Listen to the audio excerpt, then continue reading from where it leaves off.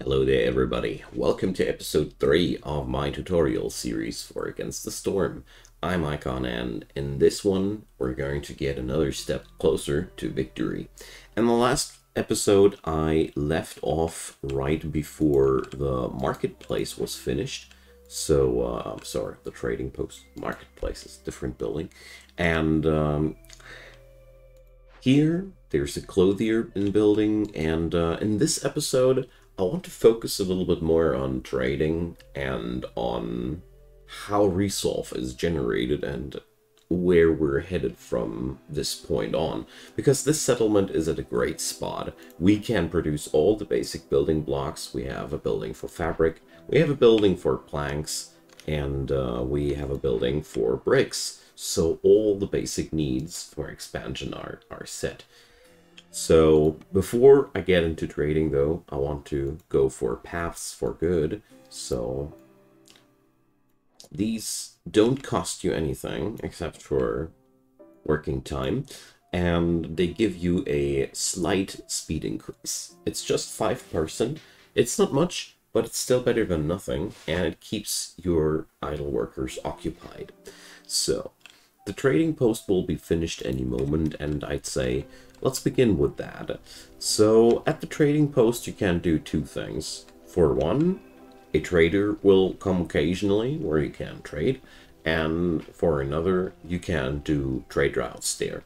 Trade routes are right now not unlocked. I need to level up this account first before I can go for trade routes. So let's see, I hope on the next game we can see those. So here, the first trader has arrived, Sahilda. So Sahilda is one of the many traders you can meet.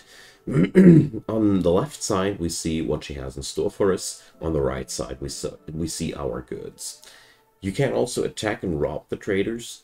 I advise you strongly against that in general, or you should really know what you do. You will receive a massive penalty in terms of impatience from the queen. You lose a lot of people, or well, at the beginning it's a lot of people. The further you get into the years, the less impactful the numbers are. And also, well, traders don't come as often by, I guess. Yeah, you can figure. So the very first traders are a really good opportunity for you to pick up things that you will require. At this point, we're going to buy the simple tools, because simple tools, like I have mentioned before, are extremely valuable. But as you see here, 23.1 amber, we don't really have many things we can trade for that. So down here, by the way, traders have also quite often perks and blueprints in store. The perks are always there. The blueprints are more of a special thing. Here we could, for example, buy us a forager's camp. Upon closer examination, I have just decided that I don't want to go too crazy. What I want to do here is I want to offer some of the wood that I have, and let's see how far this will get us. I'll offer up to 150 units. That's 9 amber. Let's see how many tools these will be. So 9.24. Let's offer some more resin, because we have that stuff out of the trees as well. Learning what you can sell and what you shouldn't sell is a pretty delicate thing. Just keep in mind, don't sell off everything of a kind. Parts are hard to replace. Wildfire essences are necessary for building new hearths. They are also hard to replace. Everything else which can be acquired in your colony is a good trading good. So we're going to make that trade. Couple of tools. I don't know how far these will bring us. I don't know, but it's a start. So traders give you the opportunity to get to help yourself to items that you'll require. We could also buy ourselves some fabric, some planks, or stuff like that. Use this whenever you see the need arise to that. Use it. Traders are extremely valuable. I didn't want to spend too much of my amber because I had this reward here to turn in. So this point here means we have to give 5 amber. What we'll receive in return, a couple of parts, tools and biscuits. So let's do that and watch our reputation grow and the impatience go down. And we got a new blueprint for drafts, so we can pick up a new thing here, but one thing at a time. With the 5 amber left, I'm going to go back to Sahilda's, and we're going to go for some extra tools. And probably, well, let's fill that up with some planks. Why not? There we go. So, with that in our pocket, we're going to leave Sahilda be, because she brought us what we needed. The lizards are still gaining or producing reputation for us, because they are above a certain threshold of resolve. So, let's see, Scavenger's Camp, we need to move that. Here's some roots. And let's check out the way how resolve comes together. When you press those arrow thingies, you see all those different icons. I want to go and explain that over here in the encyclopedia, because that's way easier, because we have everything larger there. So, in short, every species has items that make them happy. So humans grow happier when they have jerky, biscuits, and pie. Every species has 3 foods, so beavers are crazy for biscuits too, but they do like pickled goods. And oh, I'm sorry, I lied to you. Sometimes they only have 2 foods. Most of them have 3 foods. So some of them even have 4 foods, just like the lizards. And they also have the need for services. So the lizards like brawling and religion. The beavers have even need for 3 services: leisure, education, and luxury. And they also enjoy clothing, just like the humans do. So this all together, every one of these items, if you can provide them, your populace will grow happier. So here's one thing though. The more reputation your colony gains, the more resolve your people will need to produce reputation.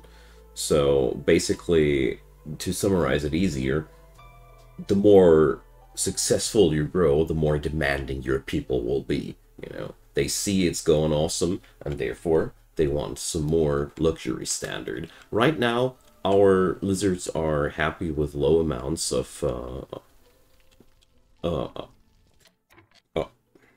to put it, luxury and standards, but with the growing of that bar, this will change. So in this regard, we have now a new goal. We're now looking in the new blueprints for things that give us something to work with here. So here, well, we can either go for another farm building. We do already have the herb garden though, so I don't think we need that too much. You can go for that though. It's not bad. We're going to find more fertile soil. But in this scenario, I'll go for the trapper's camp, because this way we have now access to the other resources here. These slick-shell brood mothers, we can now access them as well, and that ain't a bad thing. So we have now all the tools in our hands to know how to win this game. We are going to win once the reputation bar is full. So we can generate reputation via orders. We can also generate reputation via making our people happy. And there's a third option, and that's solving events. And that's what we're going to explore in the Danger Glade. But for now, I want to wait and let the time go by and open up these 2 glades and finish the next order here. Because, you know, the faster we gain reputation, the better. So we have now the clothier finally finished. The clothier can transform fabric into coats. And as we have already discovered, the beavers and the humans love coats. So let's put up one of our lizards into the workshop, set a limit of 50 of those for now, and let them tailor some. So that lightning crash, by the way, if you heard it, is always happening right before the storm is setting in. This is a audio to give you a little bit of a warning that storm season is almost coming. So, let's speed up a bit.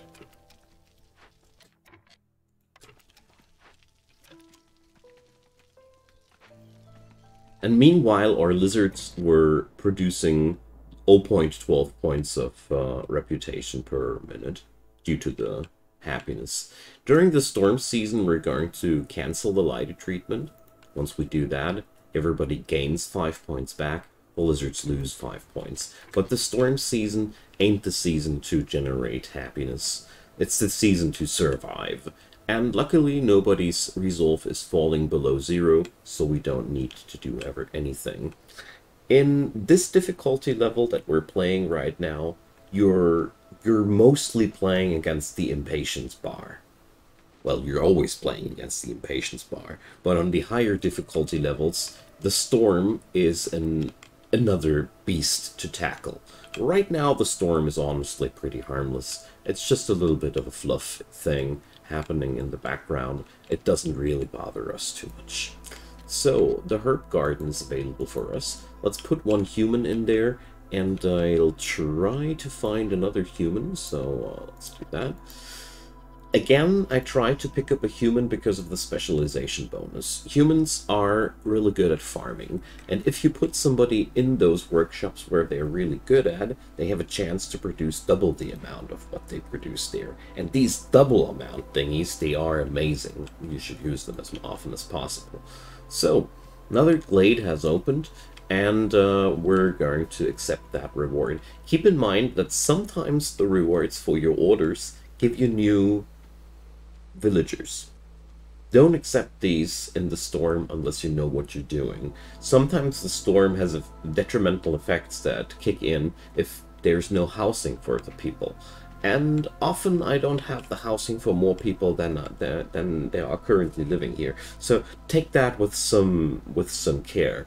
But here it's just building material and some reputation, and also a nice perk, allowing our scouts to carry more glade stuff back and forth. So that's really good. So let's pick that up and check out what blueprint we got there. So the rain mill is able to produce flour for us. I'm going to pick that up because I don't have any flour producer yet. Yet again, you're seeing this when holding down control. I like this to get a bit of an overview of what I have in production here already. So let's set up the rain mill somewhere here nearby. I'm trying to set up all the producers somewhat nearby to the main warehouse because I want to have decent logistical pathways. So another cornerstone shows up here yet again. I leave that to you. I'm going to pinpoint whenever something really special shows up and why, but until then I'm going to pick up +2 vegetables. Well, no, actually not, because we are not rocking any vegetable production. We're going to pick up Sahil's secret cookbook, which gives us jerky whenever we produce pie. Sadly, we can't produce pie yet. You're quite often forced to take cornerstones very early on that are, like, useful sometime in the future. Sometimes never. It's a bit of a pickle, but you get used to it and you get to plan better into the future, and it grows easier when you get more options to choose from. So here, well, 2 groups of newcomers, 2 completely different packs. This is food. Here we have more crafting goods and a lot more lizards. 7 people in total versus 6 people in total. There's always a little bit of oh, never mind, I can't calculate. That's 7 too. Forgive me. Yeah, there's always, it's up to you what you value more. Here I'm going to pick this up because I love stone, and we don't happen to have too much of that. So let's pick up the trappers. Here we have a meat production specialization. Lizards are extremely good at producing meat, so let's put them there to have chance of double results. I like that. Okay, so what's next? We're going to check out on our carpenter. We need packs of luxury goods for that order. So let's check that production out before we head on over to the danger glade. So luxury goods, you see here the options that you got. We got wine, training gear, incense, scrolls, ale, and cosmetics. We don't have any of these yet. So we should probably think about how to produce them to fulfill that order. Don't grow too crazy about orders, though. Sometimes you just don't need all the orders to finish a colony. So, next step in our list, we're going to open up our first danger glade. So danger glades are the salt in the game. Danger glades have always some events on them that are, like the name implies, dangerous, but with danger comes great reward. By the way, check out the beavers and the humans. They have now a higher bonus for owning clothing. And when you mouse over there, average bonus now is +2, and the maximum bonus can be +5. Basically, or people can gain up to 5 resolve points just by clothing alone. That's quite a lot. And if you provide enough clothing for your people, they'll grow just that damn happy. So we need to put back more shelters. I wanted to say we need to put up more shelters back up there. My brain just doesn't work like I wanted to. We have here 6 and 7 people, so we need 3 shelters in total because every shelter can host 3 people. Well then, so let's fast forward until the danger glade is opened. So danger glades are my preferred way of gaining more resources. When you check out what's there, hold down B and you see what's there. So we have a huge meat a huge meat deposit. We have lots of mushrooms and sea marrow, and we even have abundant cash over there. Good news. But there's also this. There's living matter on this glade. Every danger glade has something like that. So it works like that. It's a threat. After 8 minutes, this will happen. We will gain -3 to global resolve, and that stays until we solve that thing. And every time you let that tick down, this one will multiply. The downsides vary wildly. Here we need to put up to 2 people in there, and they need to work on that and nothing else. While they're working on that, we are going to lose food every 10 seconds. That sucks a lot, but it ain't the end of the world. And we get some items when we didn't get that done. So let's resolve that immediately. The thing about danger glade events is quite simple. Often you need something to resolve them. There is a selection of 5 to 6 different items that you can use to resolve that event. There's always a solution via simple tools or infused tools. So if you have enough simple tools, you can open up any danger glade and resolve the event. Keep in mind, though, that almost every one of these events has some nasty stuff happening while you are working on them, so it can be also dangerous. And that's the principle how all the danger glades out there work. They are really, really valuable, and compared to the small glades, as you see there, the small glades here have usually 2 deposits or 1 deposit and an event there, but not much more than that. Here we have those huge things with 60 charges compared to a standard one with 15 charges. These things are really worth a lot. Sadly, we don't have a herbalist yet, but we might be getting there. So altogether, that's pretty important. But the gist of it is, if you have enough tools, you can resolve any danger glade.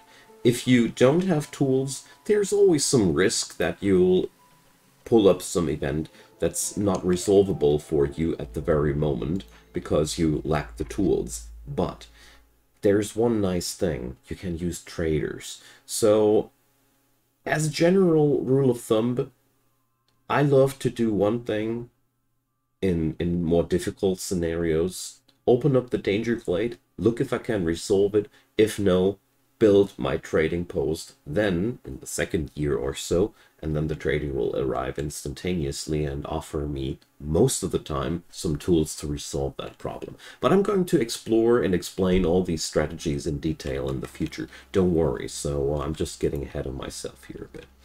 So after we have opened up the Danger Glade, we have a lot of territory to work with, and now it's a good time to build our second hearth. As you see here, there's this yellow lining, and up here we can now build another one. They can't overlap, just like that. And we're going to put that thing up as soon as the remaining items are recovered from the living matter. So these items have to be transported away. Until then, let's have a look at the new orders.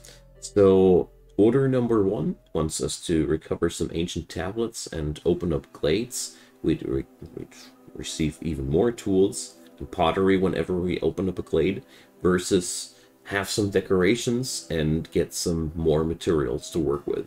So I'm going to pick up that one because it's really easy to solve, because building those decorations really only needs materials.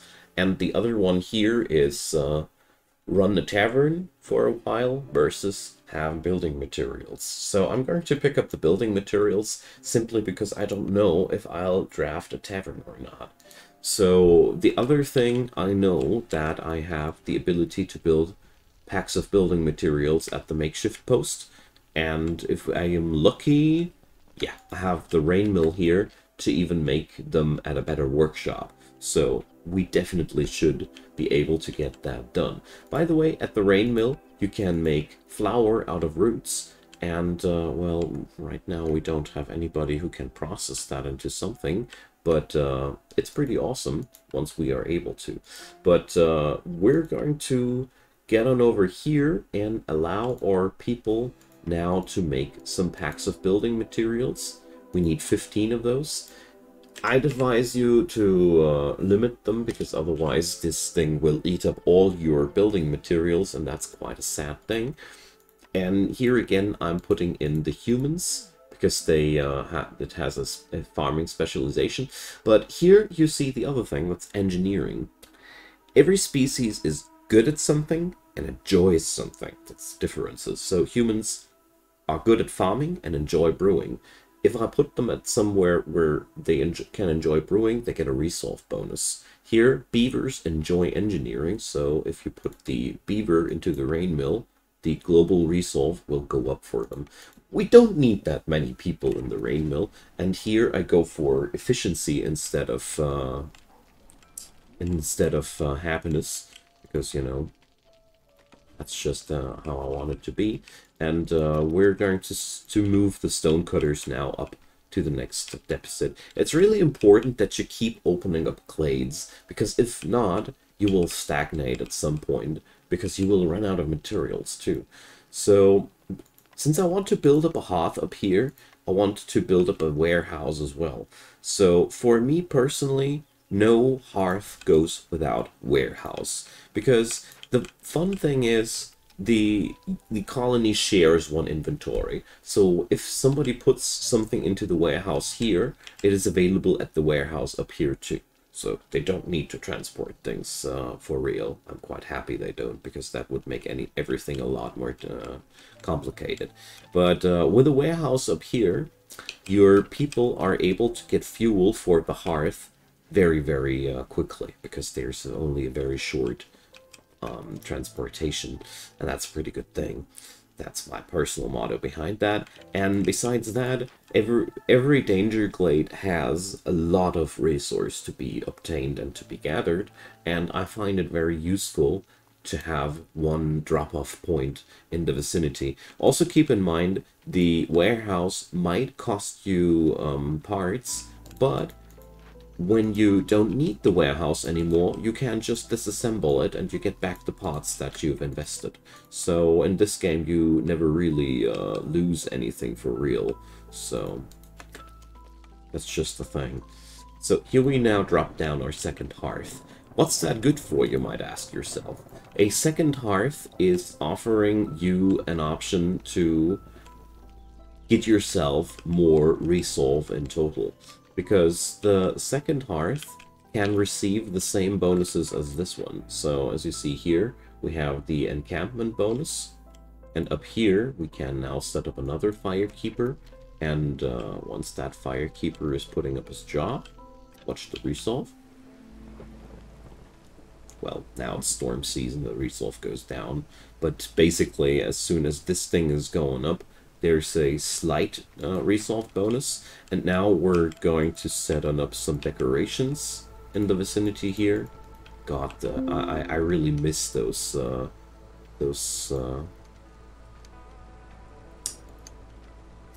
simply easy storms. Higher difficulties, the storm will grow way more punishing, but I'm getting ahead of myself. So once we have those decorations up, you can see we're lacking population now. So we're just going to grab ourselves some houses over there. Usually I wouldn't advise that, but here I'm doing this for the sake of demonstration. I wouldn't advise that because it costs you some resource, and usually I just build my next houses in the new hub's vicinity. But you can use that, of course, to help yourself to more population. There's always an option. So as you see here now, it flared up, and now we get an extra resolve bonus.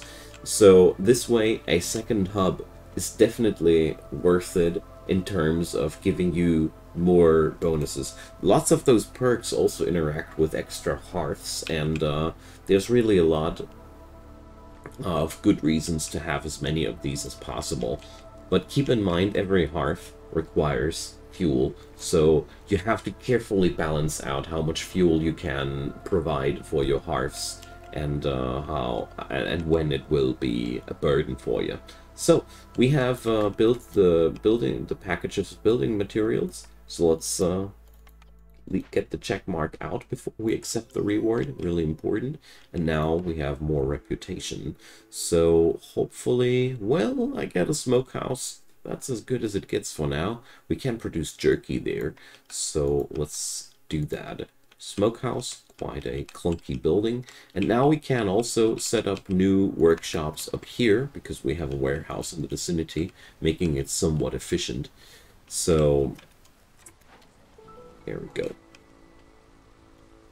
Also, harmony decorations. That's all those yellow ones. These cost advanced building materials, every single one of them, but I don't care. I got the fancy pants. We have enough resources and materials to work like that. Another year, another cornerstone here. Well, this one is pretty powerful. You can check out what's inside the glades before opening them. It's really powerful because you can basically foresee whether or not something is dangerous or not. And the other thing here is education fulfilled people increase the production speed of your colony. This can go really bonkers if you have enough people with education.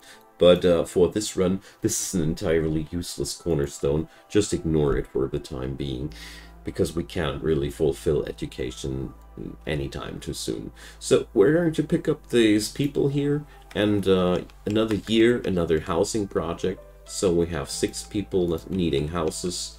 So let's put these up in this neighborhood here. By the way, houses don't really need to be connected to the folks. They just need to be there. I've never seen my people run to their houses. Please correct me if I'm wrong there. So I haven't seen any big necessity to get those things going. So Zork right now doesn't really have anything we need that desperately, so I would think in the first place, but no. We can use Zork's help, or we can, with Zork's help, fulfill that order for luxury goods. Because remember that ale was a part of the luxury goods. Whenever you cannot produce something for real, you can also buy it from the trader. If it's for fulfilling a order, it's most of the time worth it. So we're buying that ale. Right-clicking picks up the entire stack, by the way. And I'm selling some of my parts. I know that I'm on the winning streak. I know that I won't need that many parts, so I'm fine with selling some of them. Whenever you try to find out what you're going to sell, just ask yourself whether or not you'll miss it most likely. You'll get a good feeling about that in the course of the time. And don't shy away from experimenting around, you know? So, let's do that. We need 10 packs of luxury goods. We now own 50 packs of ale. That's enough to produce all that stuff. Let's limit that again, and here we go. So the scavenger's camp has foraged everything. At this point, we have that situation where we don't have anything anymore where the scavengers can go for it too. And that's what I've been talking about. You always need to expand. You can now empty that building, and we're just going to move forward and open up the next glade, shall we? Because, you know, there's no reason not to. So let's do that. Holding down shift to make the pathway a little bit narrower, checking out that they will open up the glades, and let's just keep going. So I'll reserve my tools for now until this glade has been opened, because I want to know whether or not I'll need them to resolve the danger there. And as you see there, we're farming reputation wildly. Another 2 points incoming. We have now access to the smokehouse, so I'm forbidding all these things and giving those lizards some place to work at. They are ideal. They fulfill both things here, and well, here we cannot make too much jerky. Good thing we have access to the slick shell brood mothers. They provide meat, and that's going to help us there.